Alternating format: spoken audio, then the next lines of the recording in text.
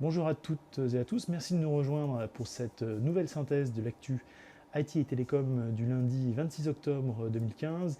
Et je suis en compagnie d'Guy Hervier. Bonjour Guy. Bonjour Jean-François. Alors Guy, on revient évidemment sur la fusion, ou le rachat plus exactement, de d'EMC par Dell.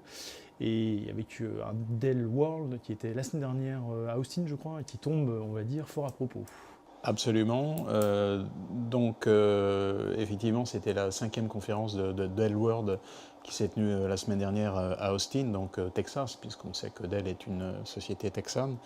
Donc, c'était l'occasion de revenir un peu sur, d'avoir quelques informations supplémentaires sur ce rachat de Dell, d'EMC par Dell.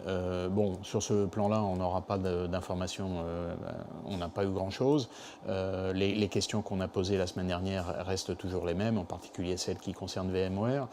En revanche, Dell World, ça a été l'occasion pour Michael Dell de montrer toute sa puissance, puisque avec ce rachat, maintenant, ça devient sans doute dans le top 3 des sociétés de l'IT. Et donc, il a réussi le tour de force, enfin, en tout cas, il a réussi à faire venir Satya Nadella, donc le patron de Microsoft, sur scène, pour bien montrer que entre les deux sociétés, il y avait, je dirais, un partenariat stratégique très très fort. Donc c'était juste plus, je dirais, pour l'image que pour autre chose, puisqu'il n'y a pas eu d'annonce particulière. Néanmoins, il y a quand même eu l'introduction d'une solution de cloud hybride, donc en gros un serveur configuré qui est compatible avec la norme CPS de Microsoft, et donc qui permet en gros d'installer un serveur Dell tout configuré et permettant de faire une solution cloud hybride, donc éventuellement par exemple avec Microsoft Azure, de faire La balance entre les deux, entre ce qu'on met sur le serveur et puis quand il y a des dépassements ou pour d'autres raisons en fonction de l'administration, de faire tout basculer sur le cloud, donc Microsoft Azure ou autre. Donc c'est l'annonce principale qui a été faite à l'occasion de ce Dell World. Donc finalement, la vedette avait été prise la semaine d'avant par l'annonce, et donc ce Dell World a permis de dérouler un petit peu la suite, mais sans grande nouveauté. Alors on revient sur une actu de la semaine dernière, à savoir la mise en vente de SanDisk, et ça n'a pas traîné, puisqu'on est déjà le nom de l'acheteur, et d'ailleurs on avait parié sur Western Digital et on a eu raison. Alors effectivement, donc moi je n'avais pas parié, vous aviez parié, effectivement, vous avez gagné puisque c'est Western Digital, donc qui a quand même mis 19 milliards de dollars pour racheter SanDisk, c'est pas rien, puisque finalement on avait fait un peu le top 10 des rachats de l'industrie IT, et ça serait au 3e rang, donc derrière Dell, EMC, donc on reboucle encore. Ensuite il y a HP avec Compaq, 33 milliards.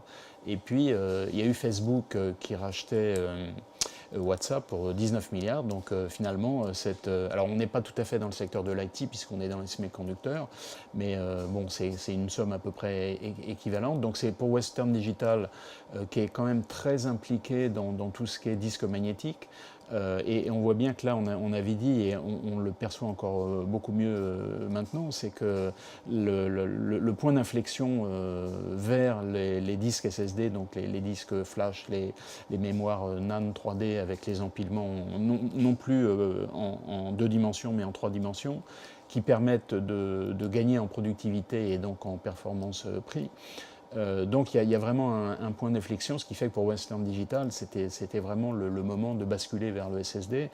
La même semaine, pour dire un peu le contexte, la même semaine, Intel, qui a une usine en Chine qui fabriquait des microprocesseurs, a basculé ça vers la fabrication de mémoire.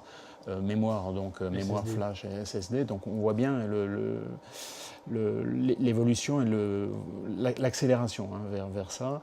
L'autre point intéressant, c'est que dans le monde des semi-conducteurs, donc à la fois les fabricants de semi-conducteurs, mais aussi ceux qui fabriquent des machines pour les semi-conducteurs, l'année 2015 restera une année absolument exceptionnelle, puisqu'on est à 100 milliards d'investissements, donc de rachat, alors que l'année dernière, on a eu sur toute l'année 33 milliards.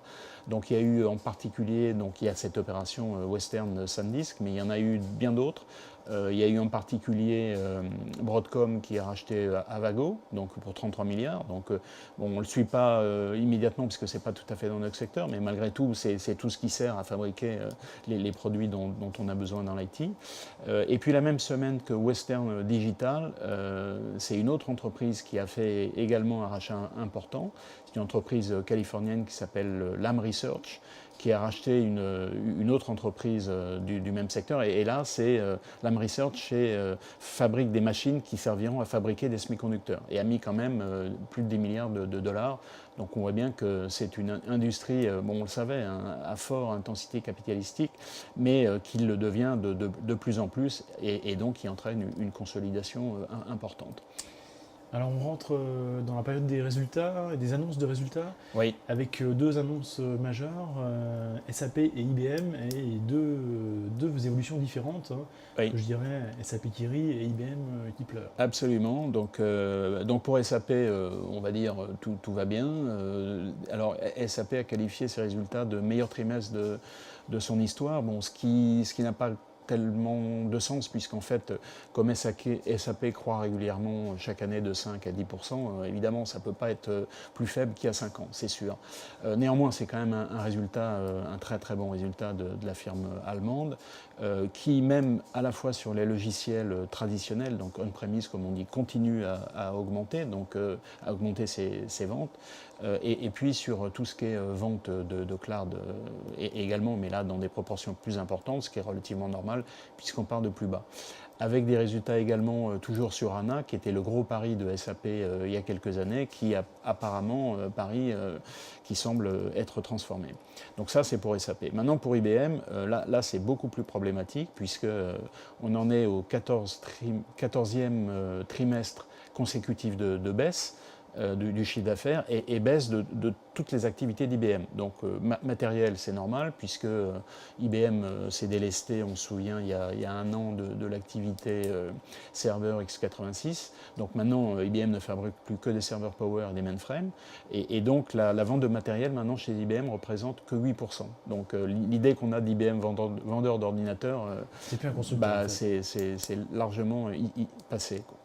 L'activité des services, autant GBS que GTS, donc les services, on va dire, de consulting et les services techniques, également en baisse, de plus de 10% les deux.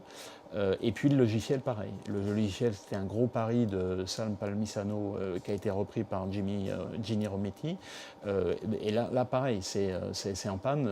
Rational, donc toutes les ventes des produits Rational, puisque IBM a eu l'intelligence de garder les noms de certains produits. Rational, c'est moins 13%. Donc c'est quand même important. Donc pour IBM, ça devient quand même assez problématique. Et l'action en a pris un coup, puisqu'elle en est à 140 $ l'action, alors qu'elle était il y a quelques mois à plus de 215. Donc on voit bien que ça va poser des problèmes un jour ou l'autre. Ça, c'était pour la semaine passée, et la semaine à venir, on va parler de Google et Microsoft, aussi annonce de résultats, avec des choses un peu... Alors, en fait, pour Microsoft, des résultats en baisse, ils ont été annoncés, mais qui finalement permettent malgré tout à Microsoft, avec un contrôle des coûts, on va dire, d'une main de fer, serré, d'augmenter les bénéfices. Et puis Google un petit peu différent, donc Google, donc maintenant Alphabet, puisqu'on a compris que c'était une holding avec son activité principale qui dégage beaucoup de cash et puis des activités autour dont on ne sait pas très bien ce qu'elles vont donner. Et d'ailleurs, ce trimestre, ça n'a pas encore été fait, mais le trimestre prochain, on aura le détail, donc on verra ce que rapporte chacune des activités. Donc ça, c'est à venir. Bon, Google continue sa croissance, 13%. Donc ce trimestre, ce n'est pas le cas, mais vraisemblablement, le trimestre prochain, le chiffre d'affaires de Google devrait dépasser celui d'IBM. Donc, bon, ça, en gros, ça ne veut rien dire, ça n'a pas de sens puisque c'est des revenus qui n'ont pas grand rapport.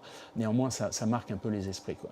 Alors, si on revient au point que vous avez évoqué pour la semaine prochaine, donc apparemment, Microsoft aurait réduit encore les emplois d'un millier de postes. Bon, ça reste à confirmer. Parce que pour l'instant, c'est juste une information qui a été sortie dans le New York Times. Ça reste en conférence, qu'on le saura vraisemblablement, on aura la confirmation la semaine prochaine. Et quelles sont les raisons et dans quel secteur, sachant que cette réduction s'ajoute à celle qu'on a connue le trimestre dernier de près de 8000 emplois, principalement dans tout ce qui est téléphonie, puisque l'activité téléphonique est en chute libre. Parce que le résultat qu'on a vu récemment, très récemment, je crois qu'il y avait une baisse de 40% des livraisons de téléphones. La surface dont on parle beaucoup est aussi en baisse. Oui. Donc la division hardware, effectivement, c'est pas très facile absolument, oui. chez Microsoft. Ça, c'était donc pour la semaine à venir. Et puis, on conclut sur votre coup de gueule de la semaine. Et c'est à propos de la communication, on va dire, financière d'IBM. Oui, alors, bon, effectivement, j'avoue que ça finit par agacer un tout petit peu. Une fois, ça va, 2 fois, ça va, mais 14 fois de suite, ça commence à être un peu pénible. Et je prendrai une analogie qui vous plaira sans doute, Jean-François, avec le rugby. Bon, si on prend les résultats de l'équipe de France sous l'ère PSA, donc Philippe Saint-André, donc depuis 4 ans, on prend les résultats au tournoi Destination. Donc 2012, la France termine 4e. 2013, la France termine 6e. 2014, la France termine 4e. 2015, la France termine 4e. Bon, c'est pas brillant. Arrive la Coupe du Monde et on nous dit oui, les joueurs sont très en forme. Vous allez voir, ils vont faire un tabac. Le premier tour de la poule, pas brillant. Ils se font battre par l'Irlande, alors que l'Irlande s'est fait battre à plate couture par l'Argentine. Mais malgré ça, tout est possible pour la finale contre la finale, ce qu'on avait appelé ça la finale contre les All Blacks. Et là, on a pris quand même la correction que l'on sait. Mais rassurez-vous, tout va bien. Dans la mêlée, ils sont imbattables. Et puis à la touche, ils sont bons aussi. Donc tout va bien. On peut continuer comme ça. Il n'y a aucun souci. Et je dirais que quand on écoute les responsables d'IBM, ça donne un petit peu la même impression, quoi. Donc voilà, c'est pas un coup de gueule, mais je dirais que c'est juste une petite remarque en passant. Merci pour cette contribution. Merci à toutes et à tous de nous avoir suivis pendant ces quelques minutes. Et puis on se retrouve donc la semaine prochaine pour une nouvelle synthèse vidéo. Merci.